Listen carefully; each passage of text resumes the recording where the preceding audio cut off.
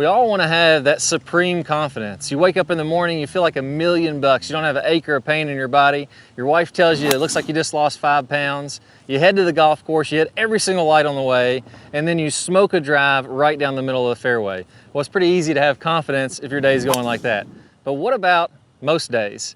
You wake up, you're sore, you don't feel very good, you didn't get enough sleep. Your wife's mad at you because you didn't take the trash out, the dog peed in your office, and you got a speeding ticket on the way to the golf course. Then on your first drive, you hit the thing 40 yards out of bounds. Those are the normal days, and those are the days where it's critical to feel like you can build some confidence. So how do we take those bad days and make them feel very confident, just like when things were going right? That's what we're going to talk about in today's video. Robin, what do you think the #1 thing is? So when players lose their confidence, what do you think the #1 thing is happening to them that's like bad advice? Well, let's go back to your scenario of when you just hit out of bounds after all the bad stuff happening on the golf course. So now you're upset with yourself. You're kind of down already. So then you've been taught to say, hey, let's calm yourself down. Let's relax. Well, what's happening there is you're already kind of down in the dumps. Yeah. Like you're not in a good mood already. And then you tell yourself to relax. Well, then you're kind of like, you keep slouching a little bit more, you know what I mean? So then you're getting even more kind of down in the dumps. So Lose all your energy. You're losing all your energy. So now you're on the second hole maybe, and you're already wiped out, and you have no more energy. Well, in actuality, what I want you to do is I want you to get yourself pumped up. You know, to look at we're athletes as golfers. So you look at all the athletes out there in the world, basketball players, football players, they're getting themselves psyched up before they hit a shot. And that's what we need to do. We need to step up to this golf ball, get ourselves really pumped up, because what that does is it gives us a lot of confidence physically in our game. Yeah. Potentially give us a really good confident swing on it, and also get us mentally really confident, and that boosts our energy right up. Yeah. So what are you doing there, like kind of physically? Yeah, I think there's 2 parts to this. So a lot of people think about your mind controlling your body. So if I'm thinking positive thoughts, then my body's going to respond with positive confidence. Well, what they've actually found is your body tends to control your mind more. So if I display myself and I walk around like I'm really confident, then it tricks my mind into actually thinking more positive thoughts. So that's the easiest way to snap yourself out of it. If you're down, you're losing your energy, you're frustrated because you're having a bad day, we have to fake it till you make it kind of thing. So here's what I want you guys to do.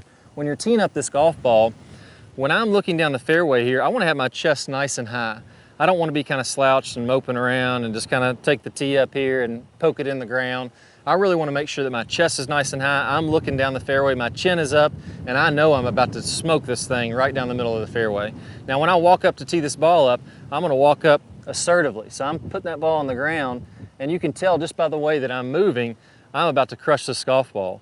So if somebody's really down and depressed, a lot of times they'll tee up the golf ball and they'll, can't believe I bogeyed the last hole, and they're kind of making a half-hearted practice swing.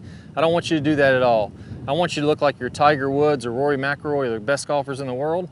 When we're looking down this fairway, we know it's about to be really good. Then when you walk up to the golf ball, I'm moving with some authority there too. When I'm looking down the middle of the fairway, my posture and the way that I'm acting looks like I'm about to hit a great shot. And then when I hit one, I'm ready to go right down the middle of the fairway. Now, one of the things I talked about there a little bit is visualization. So part of that was physical, me acting a certain way physically, and I also had a little bit of visualization going on there. What's your best tip, or where do you feel like players maybe go wrong when they're visualizing? Yeah, well, this is a great hole, because if you notice here, I got trouble down the left side. I got water about 200 yards more further out in front of me, and kind of fairway bunkers all around. Yeah. There's a lot of trouble. So the most common thing what happens is that our focus gets on that trouble.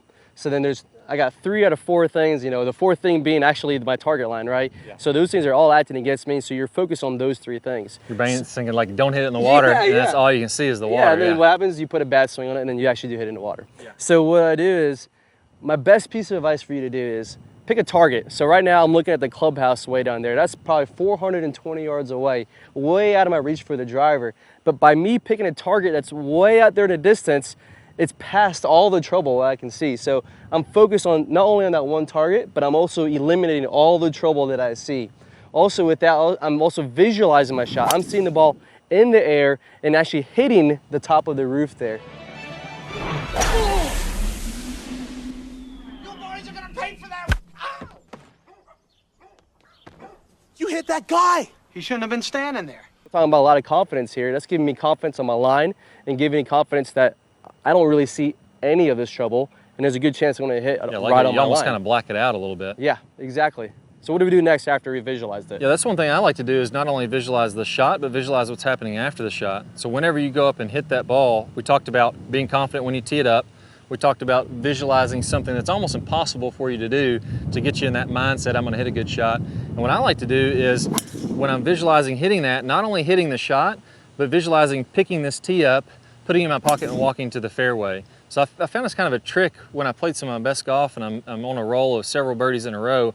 I was on the tee, but I almost found myself like can't even wait to get to the fairway to hit the fairway shot. Or if I'm in the fairway, I can't wait to go grab my putter and try to make this putt. That's what I want you to do. Don't only visualize the shot, visualize what's happening after that. It makes it more realistic and it makes it more likely to happen. So I'm visualizing that ball bouncing off the roof, I pick up my tee and I go to the fairway. If I'm in the fairway, I visualize hitting that shot, going back to the cart, putting the sand in the divot and grabbing my putter because I'm about to go make a 3-foot birdie putt. Or if you're over your birdie putt, you're visualizing in your mind's eye, not only making that putt, but going and picking out of the hole, heading to the next hole so that you can birdie that one too. So it's these little mental tricks that kind of snap you out of that low, kind of almost depressed, frustrated mode and get you excited about playing some good golf.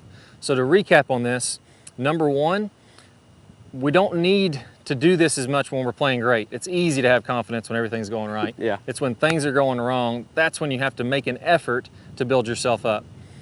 The first part of that is physical. I have to fake it until I make it. I gotta put my chest up, put my head high, look like a PGA Tour player winning a major championship.